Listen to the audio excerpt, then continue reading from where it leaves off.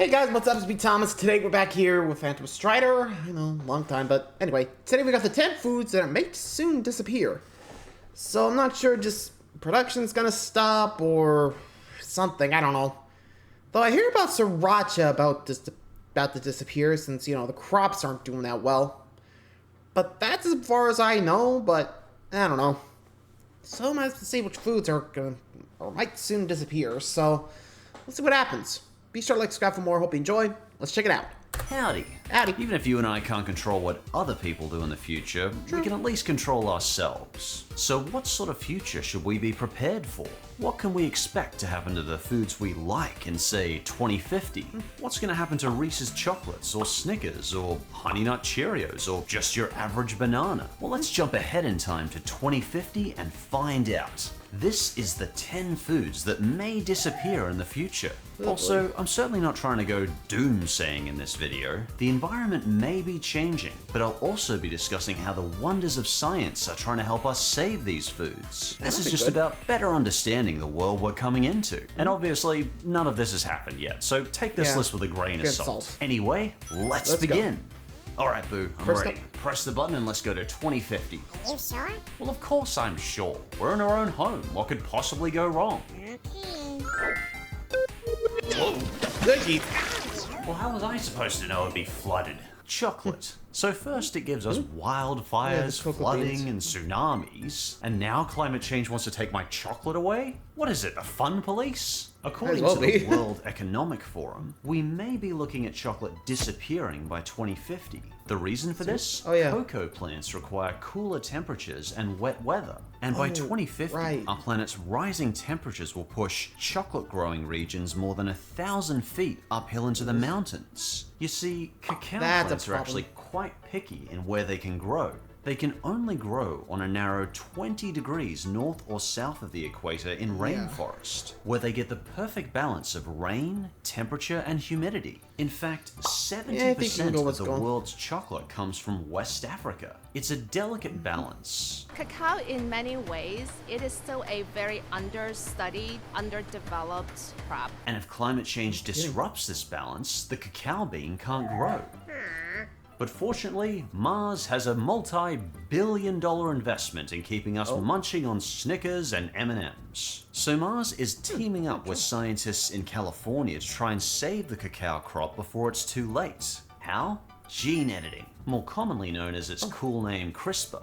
This amazing new technology allows for tiny, precise tweaks in DNA. To grow outside and more of that region. importantly, these gene-modified plants could be used to avoid starvation in drier, hotter, developing countries. Some of these countries' climate problems have gotten dramatically worse in recent years. So CRISPR might be able to introduce gene-edited superplants. And these superplants could survive and thrive in these drier, warmer climates. Isn't that cool? According to a senior scientist at their greenhouse research center, we're all here because we love chocolate, but there's no guarantee our chocolate source will be unlimited. Our new diversified system will help protect against climate change, and it'll help farmers. Yay! So that science that lets Mars keep selling us Snickers bars in the future? That science may also help save the lives of hundreds of millions of people. Talk about your happy coincidences. Amen. Why does my phone say 9G? Honey. Oh, no more honey in my oatmeal? Now, if you've ever seen the bee movie, you know that bees are kind of important. And very memorable. Right, pollination. You like jazz? He said it! Unfortunately, bees have just been dying off like nobody's business. We couldn't have mosquitoes go extinct, could we? It had to be bees. Sadly, data from all over the globe suggests that bees are the insects on the decline. Now obviously, bees are what give us honey. So the best-selling cereal in America, Honey Nut Cheerios, could be one of the first foods on the chop. Though you might be saying, but Josh, I don't even like honey, it's just bee barf. Ugh. Well, for one, I like bee barf. But the other problem is that bees pollinate about 1/3 of the food we eat. If these plants don't get pollinated, fruits and seeds can't form. So if all bees just suddenly sodded off, a lot of non-honey food could be in shortage too. So if established bees are very helpful, the tricky part is they're also very, very prone to dying. You see, it's not just climate change that's killing the bees. According to science.org, it's also the introduction of parasites that have been accidentally moved around the world by humans while traveling. So we try and save the bees by killing the deadly parasites with insecticide. And this makes sense. But unfortunately, I even think the you see what's tiniest happened. amount of insecticide confuses the bees, leading to them being unable to find their colony and also dying. Then they die from fungicides as well, then they die from the food we feed them. Basically, anything the humans do to try and help the bees just drop dead over.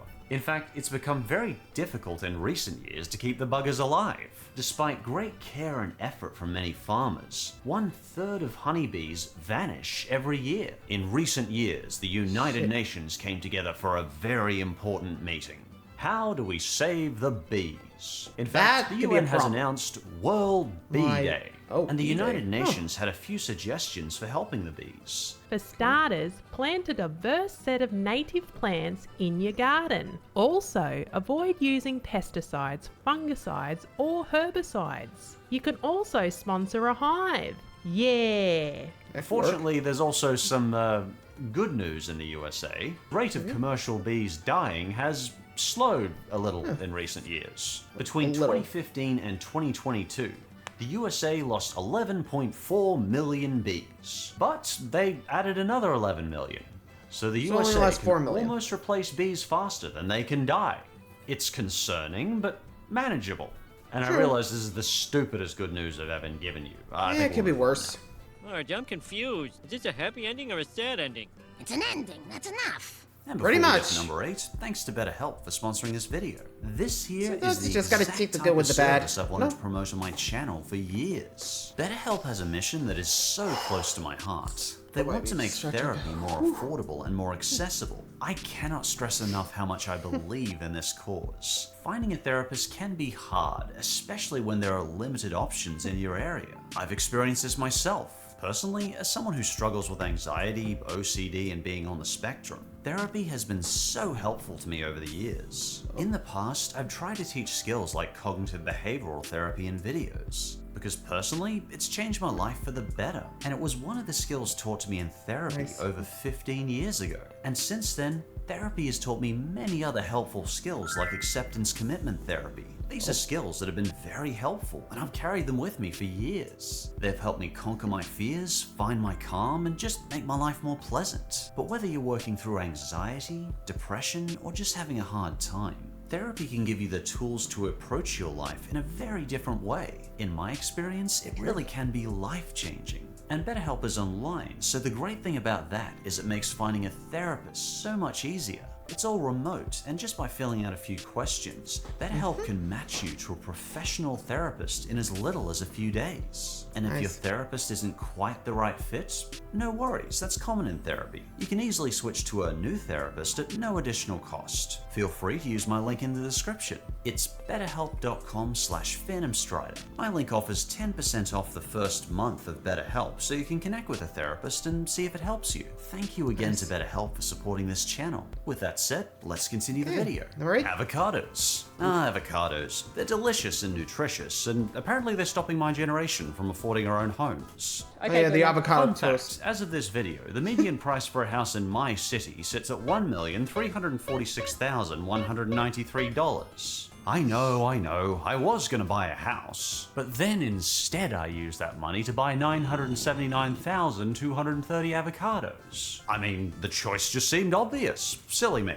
Anyway, to whatever boomer said that comment, fear not, for these fruits might not stand in the way of my generation's financial responsibility much longer. As avocados could be one of the first things to go in climate change's never-ending Godzilla rampage. Pretty much. According to a carbon assessor at the Greenlee Institute, Avocados are a tropical Tropical fruit, fruit. Oh. and climate change is terrible for the weather patterns of tropical regions. Yeesh. So avocados become super hard to grow.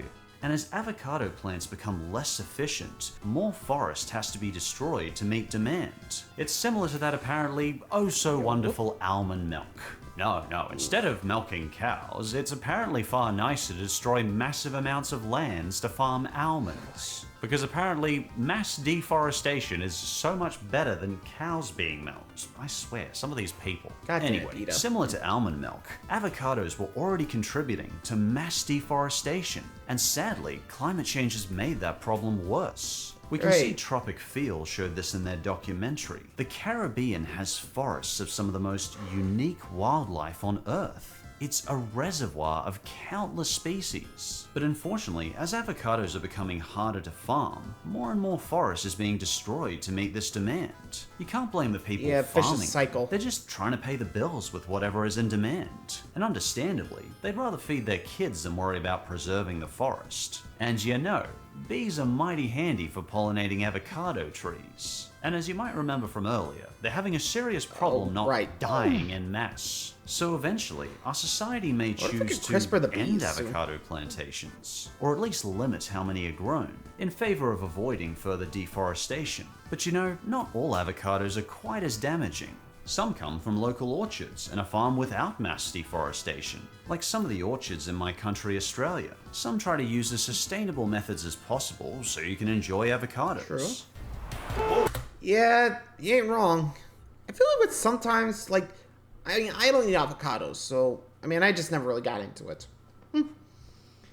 But, yeah, you gotta really see what's up. They just worry more about profits than natural, which kind of defeats the purpose, because, you know, kind of a bad cycle there.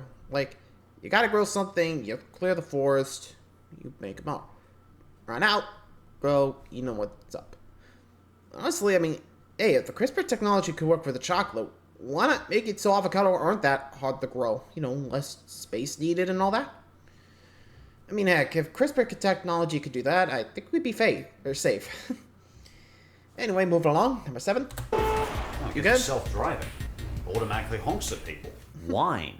Oh boy, wine. Non-alcoholic as I don't drink. But if wine is all about the taste, it shouldn't matter, right? Oh, right, Wine the tasters are always fermentation. harping on about the taste. Let's see what all the fuss is about. Oh, it's so bitter. That's it? I just don't get what all the fuss is about. Well, for I mean, whatever there are reason, different wines. wine has been a favorite to humans for over 8,000 years. But our old nasty arch-rival climate change again? casts its shadow over the future of wine. How? Well, you don't get wine without the grapes. And Professor Wolkovich summed up the problem quite well. Wine grapes are extremely sensitive to weather, which is part of what makes them so exquisite, but also extremely sensitive to Climate change again. Oh, I'm not getting the exquisite part, but across the world, climate change is affecting many wine crops. The main red-handed culprit? Extreme weather. From large hailstorms to extreme droughts, farms are struggling to keep the right landscapes necessary for wines to grow. For example, Italian culture is known for its wine, and Italy is currently describing their wine harvest as fragile and under threat. To lose wine. This could be sad for people that aren't me. And it's not just bad kidding. for fans of wine, of course, but because of the sheer amount of culture wine has brought to the world. Dr. Tiroli in an Italian university says, The risks are high. Not only could we lose an agricultural product or see a landscape change, but entire communities could also lose their history and culture. but maybe kidding. we don't have to lose the wine and grapes. We don't necessarily need any big scientific advancement for this one either. Many winemakers already harvest 13 days earlier due to increased global temperatures. And as global temperatures rise further, winemakers can just move further away from the equator to where it's colder, aka they can move a few extra degrees latitude. Latitude is the distance north or south of the equator. But science is also playing a role, Basically- like in this research center in France. Its French name is a mouthful, so I'm just going to call it the Montpellier Center. There you They're go. focused on protecting the biodiversity in winemaking. One way they're helping wine fight climate change is finding long-forgotten grapevines. They may be forgotten, but these grapevines stand up well to the effects of climate change. that So could while the work. threat to wine is there, I think both smart winemakers and science can help it survive climate change. So I hope people will work be smarter, enjoying not this harder. drink I find Still can't get- very mediocre for many more centuries to come. Fair enough. How do I pay for this? Hi, can I ring those up for you, sir? ChatGPT, you're working as a grocery clerk now? I can be in 6 quadrillion different places at once, sir. Oh, this is so confusing. I'm just so tired of all of this. Do you want to talk about it, sir? I also function as a counselor next door. Coffee. I mean, who do you think is responsible for destroying our supply of Starbucks? coffee? Yep. Climate Go change home, again? climate change. You're drunk. Hang on, coffee is dying off? Yeah, I'm afraid so, Nin. According to the Intergovernmental Panel on Climate Change, it's predicted boy. we'll lose a lot of the best coffee the two growing main land by varieties we 2050. drink. Whew. And not just any coffee, but Arabica coffee. But that's Arabica. 60% of the world's coffee supply. Yeah, this is the whole problem with global temperatures rising. It doesn't really matter if it's a wet or dry plant. We tend to see more extreme periods of both rain and drought. And this makes farming kidding, really it's like- difficult. Some farmers have apparently already thrown in the towel and given up on coffee. They've just said, screw it, sold their property and moved to the city. Aw, that's sad. Lots of people drink it every day. My other boss provides it for free, with a biscuit. Well, I mean, if you wanted a free coffee here, you could have just asked. Yes, please. And nice biscuits. Okay, fine. Free coffee and biscuits as long as they're still available. But is there any way to save coffee? Well, apparently there's already a solution to the problem, and it Maybe. comes in the form of a mysterious, forgotten coffee plant. Scientists believe it could be the holy grail of coffee breeding, the Stenophila. It's a rare Stenophila. wild coffee plant that can grow in warmer climates. So it's a coffee that should be able to survive global warming. How does it taste? Is it as good as Arabica? Let me guess, Well, no? around 2020, a blind tasting was done on the blend from a jury of coffee industry professionals, whatever that is. Pardon? These people and their titles. Anyway, they said, It's different to what we know. It has notes of rose, elderflower, and lychee. With some Lychee and vegetable rose? notes. What? whatever that Lord. means. It probably means it tastes pretty good. Is science helping in any other way? Well, yes, actually, in our home country, Australia, thanks to Professor Henry at Henry. UQ, University of Queensland. Queensland. Apparently, they're managing to grow coffee in air-conditioned environments in one of the hottest, most humid states in the world. Goddamn. Go figure. So who knows? Maybe in 2050, guess Australia we'll be will be one of having the indoor world's gardens sooner or biggest later exporters because of coffee. there you go. So I could work in air conditioning while farming coffee? Well, I mean, That could sure, work. if you wanted to. I bet they provide free coffee to their staff. Look, I'm sorry, okay? up, How about we get some jeez. coffee for the office when we're done filming? Yay! You want to help?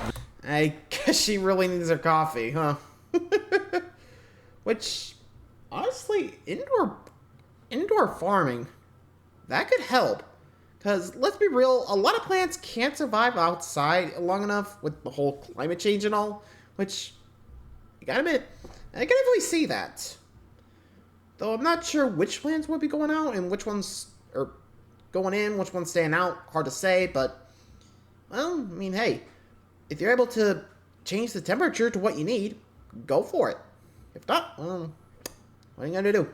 Anyway, This review, George? Sorry, Strider. I retired from YouTube 13 years ago. How about a VR game instead? Half-Life 5 just came out. There's a Half-Life 5 now? Where's Jeez, three? that'd be great, but I better finish this review. It was good to hear your voice again, man. You too, man. See ya. The Cavendish Banana. oh, Oh man, did you know Cavendish bananas are the most purchased item at Walmart? So Really? clearly, a lot of people enjoy them. Unfortunately, the banana's now in danger. Because it turns out, if 2020 hadn't been unpleasant enough for us already, we also had the banana pandemic. Aren't- Sure, why not? Specifically, the Cavendish banana. Much like the bees, bananas are very prone to dying due to threats. It doesn't help when that tasty banana you bite into doesn't have any seeds. In fact, every single Cavendish banana is a clone. So despite being the most popular fruit in America, they're actually a pain in the rear to keep alive. But honestly, Yeah, they true, always they rot have been. fast. Back in the 1800s, we had the Gros Michel banana. It was the go-to fruit right up until the 1950s, when a fungal wilting disease called Panama just took it out. The bananas were dying everywhere. No fungicide could stop this monster. Eventually, it got so bad that the Gros Michel banana went completely extinct. The Michel banana had a sweeter, different flavor to the Cavendish banana. Luckily, scientists were on the case to try and save what they could of the banana, and they developed the Cavendish banana through cloning. It was a banana that was thinner and somewhat less sweet than the Gros Michel, but it was still an okay substitute. The only thing that saved the Cavendish was being resistant to the Panama fungal disease. But evolution can be ruthless. The Panama disease evolved, and once again it began wreaking havoc across the world, threatening the banana again.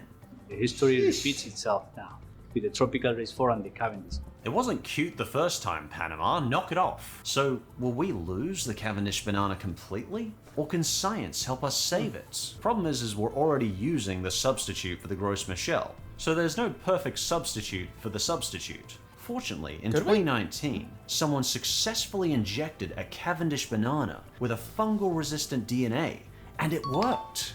Unfortunately, since some people are so anti-genetically modified crops, the idea was rejected, despite there being zero record of nutritional differences in genetically modified foods. In fact, genetically modified foods have saved millions of lives in developing countries. A good example was the scientist Norman Borlaug. Leave him alone. So if we completely lose the Cavendish banana in the future, you can partially blame people who reject genetically modified crops. Anyway, to try and stop the Cavendish from going extinct, these are some of the precautions farms are now taking. 1. Any vehicle that comes onto the farm is washed and disinfected. 2. All clothing is covered with biosuits before entering the farm. 3.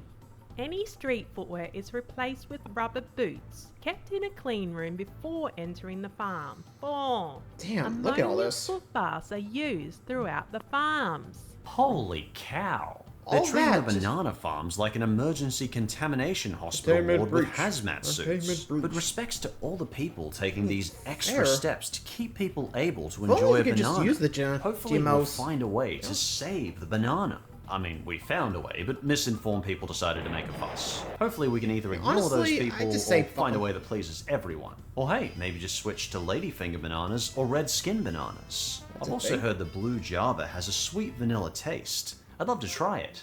Oh, that looks great. A few moments later. That's nice. That's really nice. There you go. Space tourism. Wonder if we colonized the moon yet. I don't know. Peanut butter. Oh, nuts.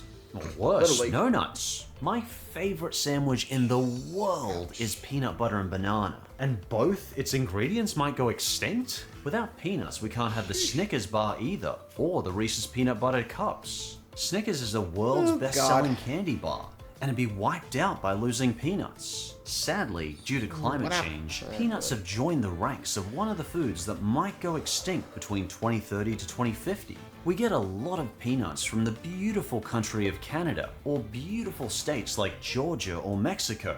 Also Florida. Jokes aside, the problem with peanuts is they require a very delicate balance of growing conditions. Too much heat, they won't grow. Too much rain, they get moldy.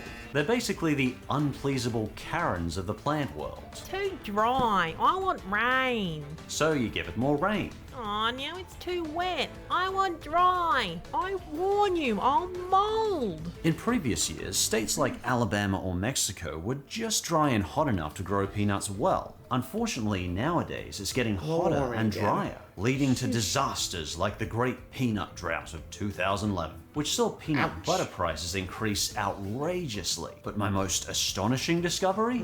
There exists large, powerful organizations dedicated to our favorite nut, such as the American Peanut Council and the Peanut Bureau of Canada. Hey, I wonder if they wear hats to meetings. Hey, Boo, that's a nice looking hat you got. And there you have it. Case closed. Hold on. What did I forget? Oh yeah, how are we supposed to save it? Help save the peanuts. Yeah. Who says it can save it? What a twist. Nah, I'm just joshing you. Please don't. Of course science can help save it. Crop scientists are working hard to try and save the peanut. An article by phy.org shows they're trying to pinpoint peanut plants that can survive during a drought. They're looking for Wouldn't it be easier just to peanut CRISPR plants it that again? have a water conservation trait, according to scientist Thomas Sinclair. This is very important if climate change results in less rainfall. And the Hudson Alpha Institute of Biotechnology is also on the case. They're using genetics and crop breeding to produce a healthier, more drought-resistant peanut plants. In fact, they have managed to sequence the entire peanut genome. Scientists actually took the time to completely sequence the DNA genome of a peanut? They sure did. Have we done And the ours world is a yet? I'm better kinda place curious because now. they did. And peanuts could be saved. And with Hey! peanuts saved, we can hopefully still enjoy a Reese's or a Snickers whenever we want for many years to come. Is that not just the best smell ever? Yeah, too strong. Alright, number 3. Oh, I swear there weren't this many mosquitoes before. Maple syrup. Maple syrup is another unfortunate victim to add to climate change's hit list. If climate change was a guy, I'd swear we'd pooped in his cereal. Whether you find Yeah, them no in Canada, kidding. Norway, I punched it India, in the or face. Japan, maple trees have always been a standout in beauty. Their leaves are known as a Canadian emblem, and they line the streets and parks of eastern North America as a beautiful ornamental shade tree. And if we chop them down, they also make a good source of hardwood for furniture manufacturing. But obviously, we're focusing on that super sweet sap deep in the tree's trunk, the source of that sticky, sweet, mapley goodness you can find on pancakes. But lo and behold, the fun police are back with their annoying warm and dry conditions, drying up and stunting the growth of our beautiful maple trees. Ooh. You see, for a maple tree to produce its super sweet maple syrup, the tree needs to be freezing during the night and above freezing during the day. Snow is also important, as it acts as insulation to stop the maple roots from freezing. And of course, it provides moisture to the ground. Unfortunately, increased global temperatures are producing less snowfall, thus less maple syrup. No syrup? Now what am I gonna do? Apparently though, the shift in climate doesn't necessarily mean the trees will die.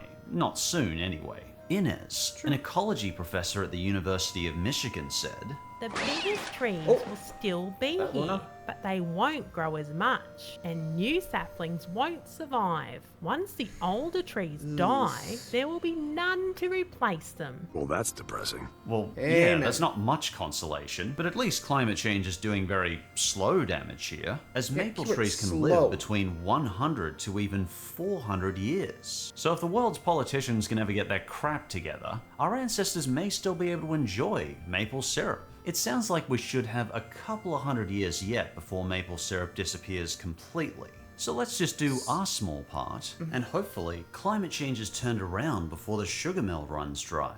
Amen. Amazing. This forest patch hasn't changed in 30 years. Let's try going back from here, boo. Strawberries. strawberries. So it wasn't enough we might lose peanuts and bananas. Now, strawberries too? Who is responsible for this? Climate Climate change change again. again? By all that's secular, climate change is the ultimate killjoy of humanity.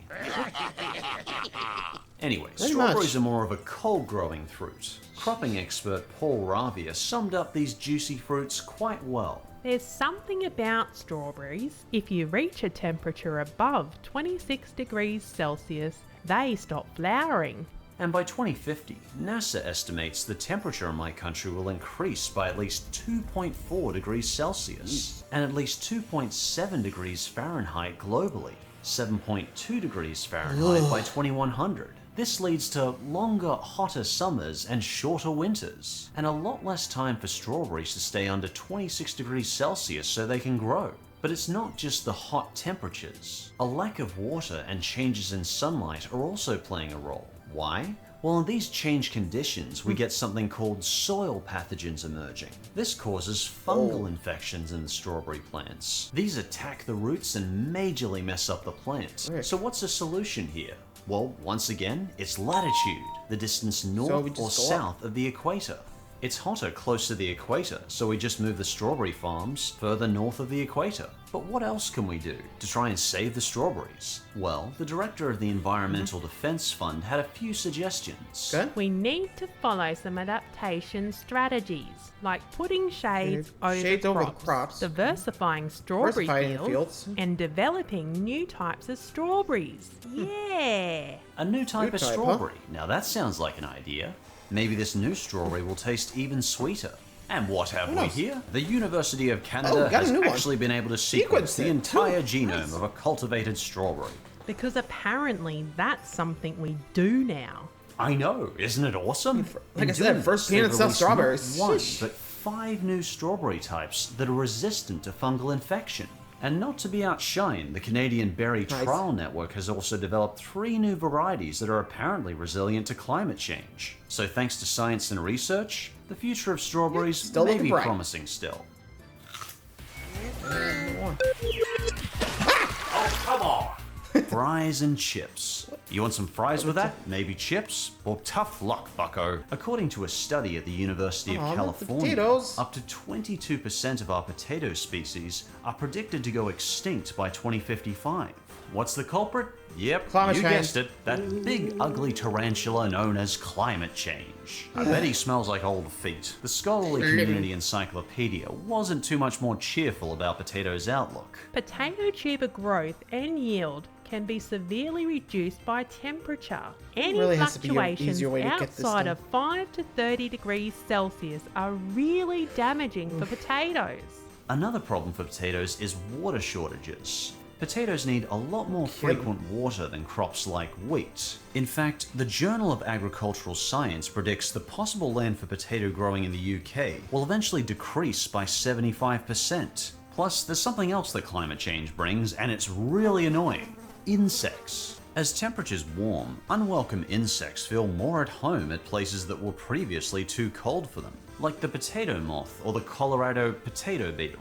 Because when you think Colorado, you think potato beetles. These little monsters want a free meal, and as global temperatures rise, they're predicted to spread to potato farms currently too cold for them. Then there's a flash flooding taking out potatoes, and unfortunately, bacterial infections can spread further through flash flooding. Yeah. Sorry, this one sounds like a real downer. Honey, I think we could use some good news. Yeah, please. Oh, well, fortunately, lots of people would like to keep chips and fries at our restaurants. Companies are adapting to climate change by moving their potato farms to cooler areas. And scientists are trying to breed more tolerant potato varieties. But you know, maybe some gene-modified potato plants would be really handy in this situation. Scientists have found absolutely zero evidence that genetically modified crops have ever harmed human health or damaged ecosystems. Genetically modified crops can also mean reduced use of those nasty pesticides no one likes. So seriously, why not? I encourage you to at least give GMOs a chance. It might let us keep enjoying chips far into the future. And while it might not be certain yet, there's a very good chance that science will help us save many of these foods from extinction, even if they might end up a little more expensive to buy. And looking that far ahead, there's so much to look forward to in 2050. As technology progresses, it's possible many of today's serious diseases like cancer could end, or at least be more easily treated with vaccines. Despite the challenges ahead, I do think there's a lot of things we have to look forward to in the future. So hopefully we can aim to give it a look together. And as always, thanks for watching, and hopefully I might see you next time. See ya. Hello, so... Yeah, honestly, I'm thinking with climate change being the cause of, like, so much of this, there really has to be a way of, like, you know, lowering the temperature a bit, you know? Remember, the climate change is what's causing these things to go, so by cooling it down, we should be fine. Though, not... So as long as you keep the environment well, we'll be fine. If not, well, goodbye food. Anyway, thanks for watching, guys. Hope you enjoyed. See ya!